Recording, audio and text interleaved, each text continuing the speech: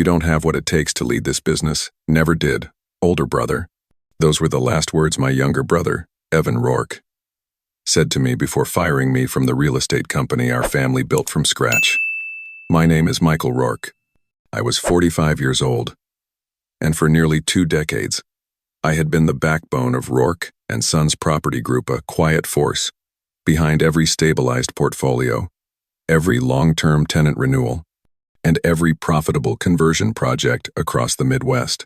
Unlike Evan, I didn't wear tailored suits or speak at flashy investment forums. I was the guy who knew which pipe was leaking 3 floors below, which zoning board member to call on a Tuesday, and which properties needed off-market repositioning. I built the systems that made our empire function. But 10 days after our father retired and named Evan president, I was summoned into a boardroom that smelled like citrus air freshener and betrayal. "We need younger energy," he said, sounding executive. "Vision." I nodded and packed up my office while he stood over me like a prosecutor. "No, thank you." No acknowledgement of the 19 years I'd spent grinding through triple net leases and floodplain disputes. Just a 6-month severance and a smug grin. He didn't even blink when I slid the old photo of our grandfather into my box, the man who laid bricks with his bare hands to open our first rental property in Akron, Ohio. Evan had never bothered to learn the story behind that photo. "Nothing to say?" he asked. I smiled. Good luck renegotiating the Hamilton Square lease. That flicker in his eyes, that one tiny moment of panic, was the only satisfaction I allowed myself.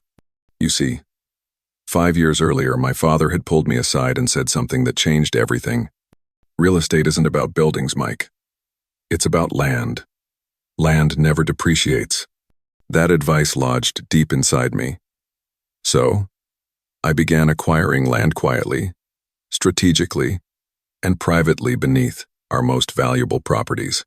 Not through the company, but through Rourke Property Holdings, a separate entity I formed with my savings and bank loans secured under the radar. 3 months after my firing, those leases are up for renewal. Who controls the land under 3 of our flagship assets in Cincinnati, St. Louis, and Indianapolis? Not Rourke and Sons. Me. The panic hit fast. Emails from corporate. A formal letter from Evan's general counsel requesting lease extensions. My response? Market rates. No exceptions. Evan called. I left a message pretending to be concerned about oversights in the lease structure. I didn't call back. Then came the real kicker. I discovered he'd secretly planned a spin-off luxury real estate venture under a new LLC, E2 Urban Properties, using internal data from Rourke and Sons, targeting the same neighborhoods I helped develop. He didn't fire me because I lacked vision. He fired me because I was in the way. So, I met with Commonwealth Group, one of our biggest competitors. I showed them the properties and the leases, and offered them preferential terms if they acquired the buildings. They agreed.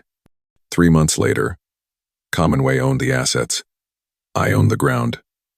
Evan? He lost everything. His new company never launched. His board forced him to resign. And me? I never returned. I just stood on the terrace of the St.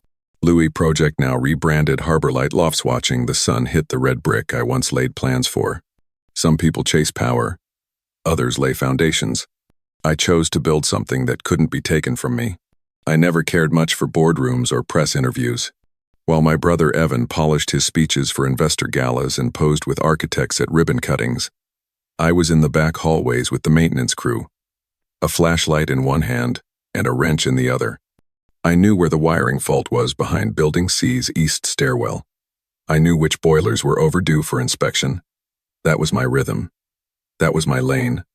By age 16, I could reset a faulty HVAC system faster than most licensed techs. I could read a supplier contract and slash the fluff without blinking. My father used to say it with a strange fondness. Your brother sees the big picture. You see the details that make it work. And for a while, that balance held. He handled vision. I handled the execution. But Evan's ambition swelled louder, slicer, and more performative over time. He brought in consultants with glossy PowerPoints and vague language about streamlined synergy and urban luxury repositioning. He wanted national expansion, celebrity co-branding, and rooftop bars in cities we'd never even set foot in. Sometimes I wondered if he still remembered we were in the business of giving people a clean, warm place to sleep. 5 years ago, Dad mentioned he was thinking of stepping back. I saw what was coming. During a late-night audit of our financials, I noticed something that made my stomach turn. 3 of our most profitable properties, Riverway Flats, Eastgate Commons, and the Briarstone, were built on land we didn't own.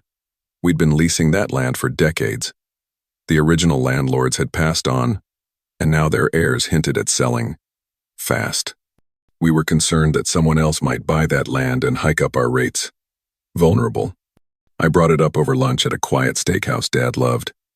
If we lose that land, I said, those properties become liabilities. He nodded slowly. I've meant to fix that, but all our capital's tied up in that new complex near Dayton. I waited, then offered the solution I'd already planned for weeks. I'll buy it, I said, personally, and lease it back to the company at the same rate. He looked at me over his glasses, surprised. That's a huge investment, Mike. I've been saving, I replied, and I believe in what we built. By the end of that quarter, I had quietly secured full ownership of the land under those 3 key properties using a holding company, MRK Foundations LLC. The company remained the tenant.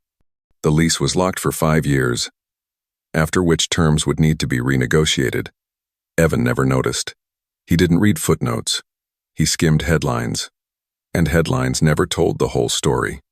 Back then, Dad chuckled when I told him, "Your brother sees the forest," he said. "You see the roots." As I drove away from my final day at Rourke & Sons with a cardboard box in my back seat, I wondered if that day of reckoning had finally come. The months leading up to my dismissal hadn't been subtle. Evan excluded me from key meetings. He rejected my budget requests, without reason.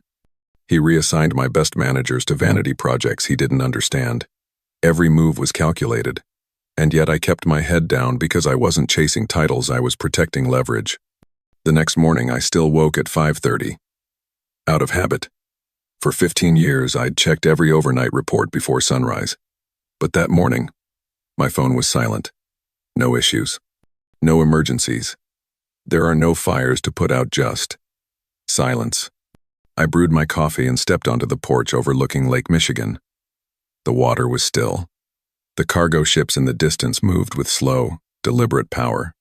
That's how I'd built my strategy. Quiet. Steady. Undeniable. The land was mine. The leases were ending. And Evan? He was about to discover what happens when you fire the man holding up the ground beneath your empire. I'd always admired the quiet efficiency of container ships drifting across Lake Michigan, just moving value from point A to point B. No applause. No noise. Just a purpose. I sat on my porch with black coffee that morning, watching one of those ships fade into the horizon. For the first time in 15 years, I had nowhere to be. There are no reports to review. There are no fires to put out, just stillness. Then my phone buzzed. It was Miguel, our longtime head of maintenance at the Briarstone, one of the properties I'd helped modernize from the ground up. Heard what happened. It's their loss, man. New consultants are already cutting corners. Not good. I texted back a simple thanks. No advice. No warnings. That ship had sailed. A few minutes later, another message came through, this one from my father. Breakfast at Hank's, 8 a.m. That caught me off guard. Hank's Diner sat just 2 blocks from our first officer. Original blueprint was sketched on a napkin. We hadn't eaten there together in years. When I walked in, he was already seated in the corner booth. His shoulders hunched lower than I remembered. He didn't greet me with a smile, just a quiet nod. He told me after the fact, he said, "And you didn't stop it," I replied. It wasn't a question. It was true. He stirred his coffee slowly. Evan thinks Rourke & Sons needs to evolve less family management. More corporate structure. And you agree with that? He paused longer than I expected. Evan's vision aligns with what the board wants right now. Our food arrived without a word. We always got the same orders. Blueberry pancakes for him, eggs and toast for me. The silence between us spoke louder than anything on the table. He finally leaned back and said, The land, he doesn't understand the lease terms. Not fully. I didn't even look up. It's all in the documents. He just never read the footnotes. My father gave me a long, pointed look. The renewals are up soon. 3 months, I said. I've already reviewed the terms with my attorney. He set his fork down. What exactly are you planning, Michael? There it was. The question lingered for years, just waiting to be voiced. I could have unloaded everything right then. I could have recited every overlooked contribution, every insult disguised as feedback. Every late night I spent saving deals Evan nearly torpedoed with his showmanship. Instead, I answered, market, rate leases, that's all. He nodded slowly, knowingly. That's going to hit our operating costs. Yes, I said. It will. We finished in silence. When we stepped outside, he placed a hand on my shoulder, not as a father reassuring a son, but as a man acknowledging another man's right to act. Evan sees business as a scoreboard, he said. You've always seen it as a structure, something you build from the ground up. Don't lose that. As I watched him walk away, shoulders sagging under the weight of legacy, I realized this wasn't just about Evan's betrayal. It wasn't even about me being underestimated. This rift had been years in the making. And Dad? He'd let it happen. Back home, I stepped into my study. The original architectural drawings for Riverway Flats, now framed on my wall, stared back at me. I bought the land beneath it, protected it. That was my style. Quiet, unseen, permanent. 2 weeks passed before Evan finally called. I didn't answer. His voicemail was as rehearsed as a shareholder speech. Michael, we need to coordinate the transition. Some files are missing. Call me. No apology, no ownership, just business. And that was precisely the problem. I repeatedly listened to Evan's voicemail to ensure I'd heard it right. Michael, we need to discuss the transition. Some files are missing. Call me. No apology. There was no acknowledgement that he'd fired me like I was a temp. He used a stiff, corporate tone to sound like a leader. I deleted the message. That afternoon, I met with Claire Wilkins, an old friend from college who now ran a commercial real estate development firm in Chicago. We caught up over coffee, but the conversation wasn't casual. I had big ideas, and she was the partner who understood foundations before facades. The next morning, Evan showed up unannounced at my condo. He didn't knock politely. He walked in like he still had authority over my time, space, and me. You're ignoring me, he said, brushing past me into the living room. No, I replied, calm but firm. I'm respecting your decision to remove me from company business. I stayed standing. He made himself comfortable on my couch as if nothing had changed. What files are missing, Evan? I asked. Vendor contracts, maintenance schedules, renovation plans for Riverway, or maybe the financial documents? He frowned. There's a gap in our lease data. I nodded. Everything is in the shared drive, organized by the property, by the department, like always. He shifted, clearly irritated. Your system isn't intuitive. My consultant needs context. I walked to the kitchen, poured myself a coffee, and didn't offer him one. Your consultant, I echoed.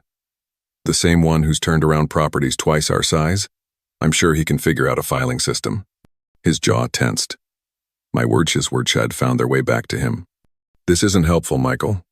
The company needs. I don't work for the company anymore. I cut in. Silence. He stood, smoothing the sleeves of his shirt like he was back in control. Fine. I'll have legal formally request the documents. Do what you need to do, I said, already walking toward the door. Conversation over. A week later, I got a certified letter from the company's legal team requesting full access to operational documents. I forwarded it to my attorney, who replied with a clean, itemized response outlining everything already available on the server and a gentle reminder that my materials were, legally, mine. But then the calls started. Former colleagues, managers, front desk clerks, even maintenance staff. They're slashing hours. Maintenance is being deferred. They replaced the laundry vendor, the one we had for 9 years, with someone cheaper. Everything's falling apart. Morale was collapsing. Guests were complaining. And I wasn't proud, I just felt hollow. These were people I'd trained. People who trusted me. People Evan saw as line items. Then came the email from our insurance provider.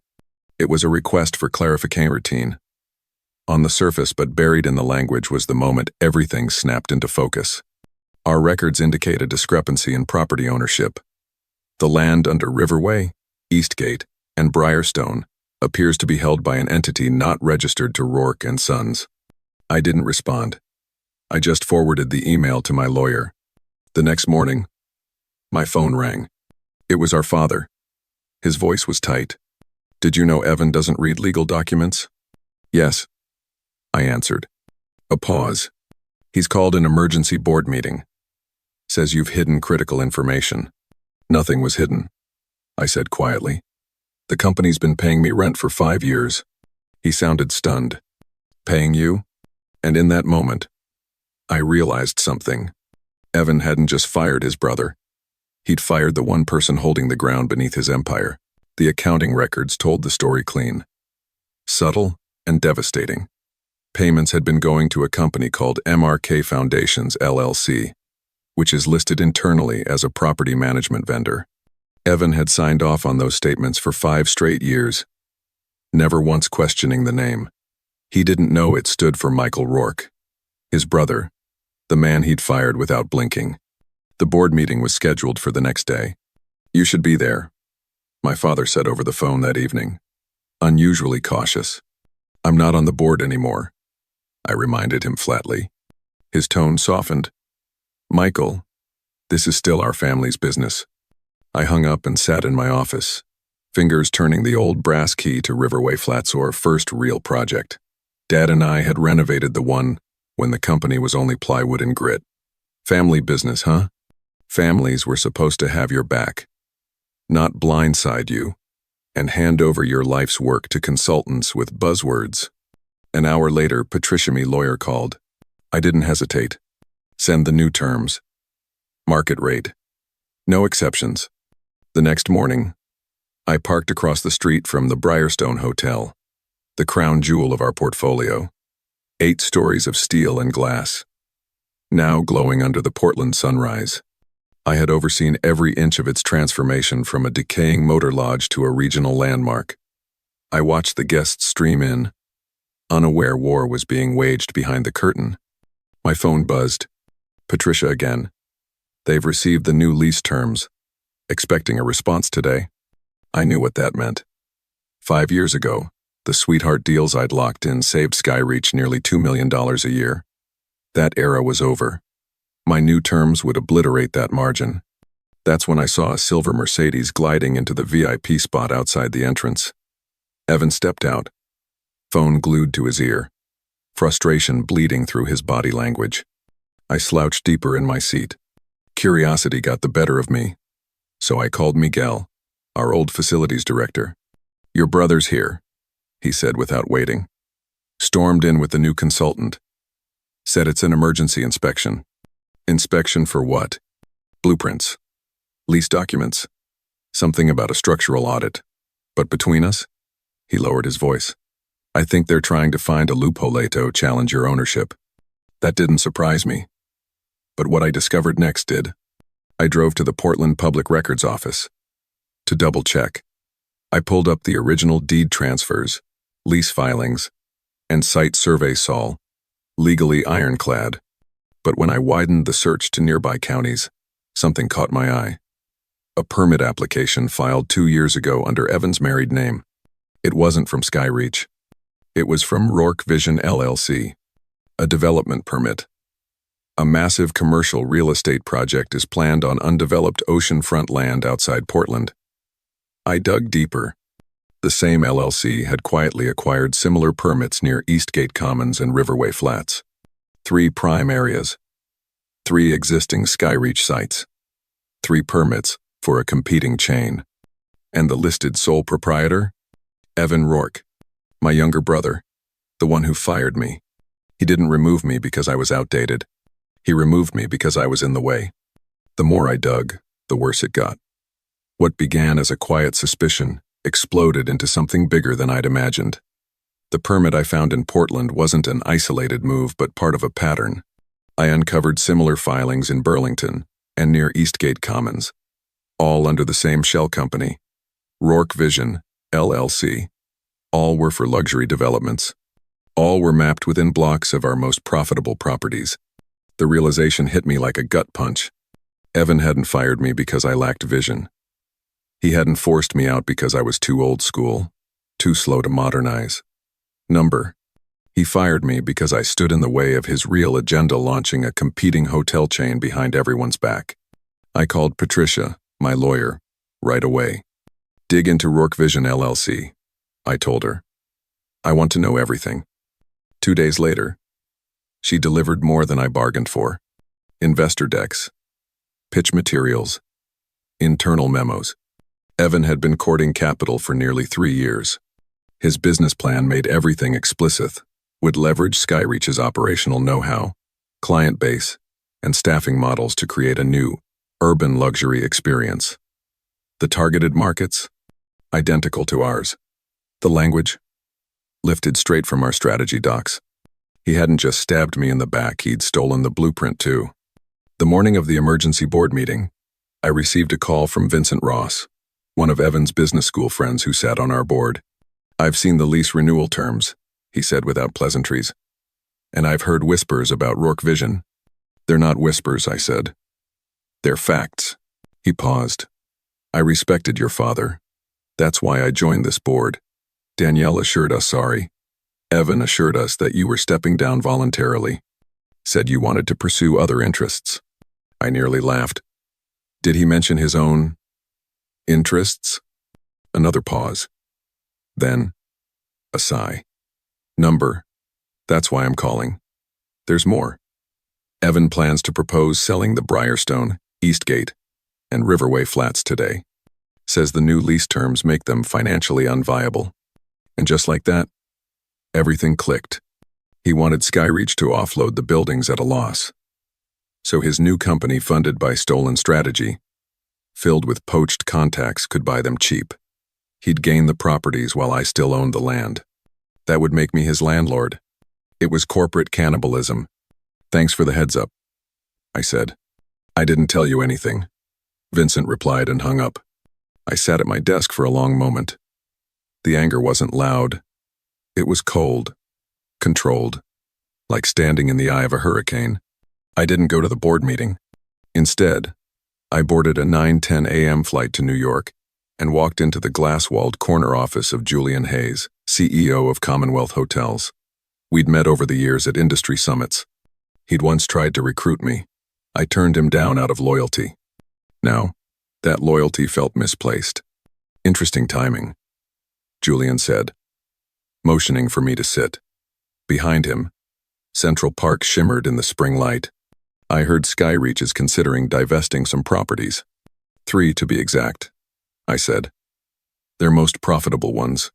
And you happen to own the land beneath them." I nodded. Julian's smile was measured. "All business." "So what are you proposing, Michael?" "A partnership," I said.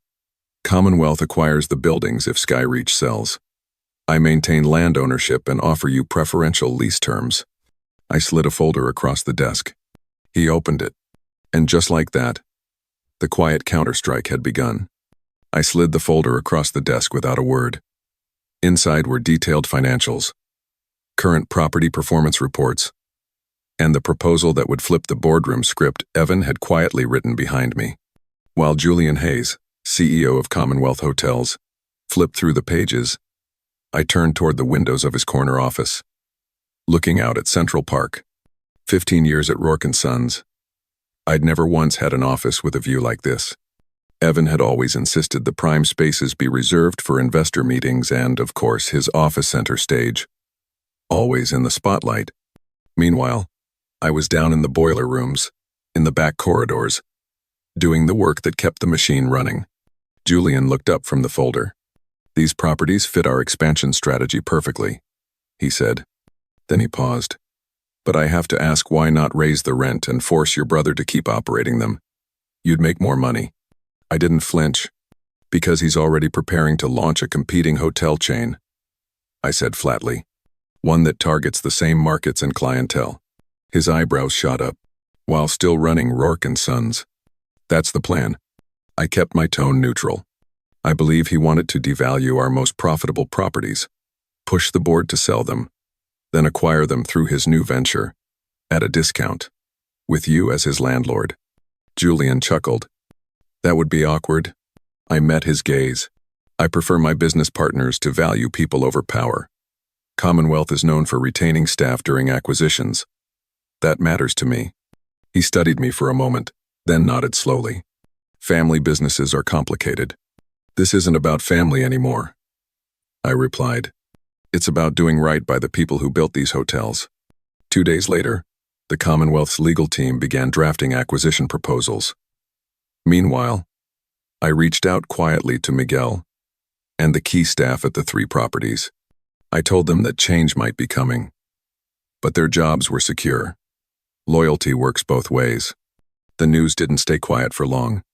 A hospitality blog leaked a piece speculating about Rourke and Sons' financial struggles and Commonwealth's interest in their prime locations. The headline hit harder than I expected. Evan's response was instant, a mass company-wide email denying any plans to sell and reaffirming the company's strength. But by that evening, my father called. His voice was tired. The board rejected Evan's proposal to sell. He said. Good, I replied. He hesitated. He's furious. He says you're undermining the company. He found out about your meeting with the Commonwealth. I didn't say anything. Michael, he sighed. What are you trying to accomplish here? The question lingered, heavier than he probably realized. What was I trying to accomplish? Revenge? Justice? No, I'm protecting what I built, I said quietly. The same way you taught me. 3 weeks later, Rourke and Sons stock dropped 12% after a bleak quarterly report showed rising costs and shrinking revenue. That same day, I received a formal request from the board, minus Evan, for a strategic meeting to discuss challenged properties. Patricia and Julian's legal teams prepared every detail. Timelines, terms, contingencies. Nothing is left to chance. When the day came, I walked into the company's downtown conference room for the first time since Evan fired me. He was already seated at the head of the table, face pale, jaw clenched, trying to hold on to control. But this time, he wasn't holding the ground anymore. I was. I walked into the boardroom, like a man walking back into a battlefield he once built by hand. At the head of the table sat Evan, face rigid, eyes tight with barely concealed fury. To his right, our father, every bit his 70 years, sat with the weariness of a man watching the legacy he'd poured his life into teeter on the edge of collapse. The remaining board members filled their seats, stiff-backed and unreadable. I took my place at the opposite end. No need for a speech. I opened my portfolio and waited. Let them go first. Evan wasted no time. Let's be clear about what's happening here, he snapped. My brother is attempting a hostile takeover of the company our father built. I didn't raise my voice. I didn't blink. Incorrect, I said evenly. I'm simply exercising my rights as the legal owner of the land beneath your most valuable properties. Commonwealth Hotels is interested in acquiring the buildings Rourke and Sons no longer wishes to operate under the new lease terms. Vincent Ross cleared his throat. The board never approved any sale. I slid folders to each member, calm and deliberate, because the board was presented with misleading information. While acting as president, Evan has quietly built a competing hotel chain, Rourke Vision LLC. These documents include permit filings in Portland, Burlington, and St. Louis cities where Rourke and Sons already operates, all registered under his married name. The silence hit like thunder. My father paled as he opened the documents. His hands trembled slightly. Evan scrambled. That's absurd. Rourke Vision is a consulting firm, with active permits and development plans. I finished for him. And a business strategy that explicitly states it will leverage Rourke and Sons' client base, supplier network, and branding infrastructure. My father turned to Evan. Is this true? The betrayal in his voice cut sharper than any accusation. Evan didn't answer. He didn't have to. I continued. Commonwealth's offer exceeds market value. They've agreed to retain current staff, honor all customer commitments, and preserve brand continuity. I paused, something Evan's project never planned to do. Evan's voice trembled. You've been planning this for years, buying the land, waiting to spring your trap. I looked at him calmly. I bought the land to protect what we built. You're the one who decided I no longer belonged in this family. The vote wasn't close. The board approved the Commonwealth acquisition, unanimous except for one abstention, my father. When the meeting ended, Evan stormed out without a word. Vincent approached me quietly. We'll be requesting Evan's resignation tomorrow. We'll need interim leadership. I shook my head. Not me. I've made other arrangements. 1 year later, I stood on the rooftop terrace of the Harborview Hotel, formerly the Briarstone, now the flagship of the Commonwealth's Northeast collection. Most of the original team remained. Miguel still ran maintenance. The staff still welcomed returning guests by name. The ocean view hadn't changed. The values beneath it had only grown stronger. Julian joined me, handing me the quarterly report. Revenues up 17% year over year. You were right about this market. I nodded, but I wasn't chasing numbers anymore. I'd taken a consulting director Rolino title, inflation, no corner office. I negotiated supplier contracts. I mentored staff. I ensured standards were upheld. The work itself, that was all I'd ever needed. Julian looked over. Have you seen your father lately? Monthly dinners, I said. He's settling into retirement.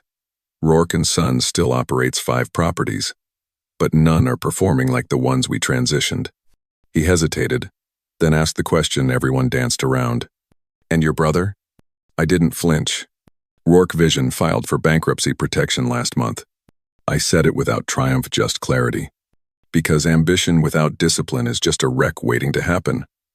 Running a hotel business takes more than branding and borrowed phrases. We stood in silence for a while, watching boats move through the harbor. Eventually, Julian left for another meeting. My phone buzzed. A text from my father. Dinner tonight. Bringing the grandkids.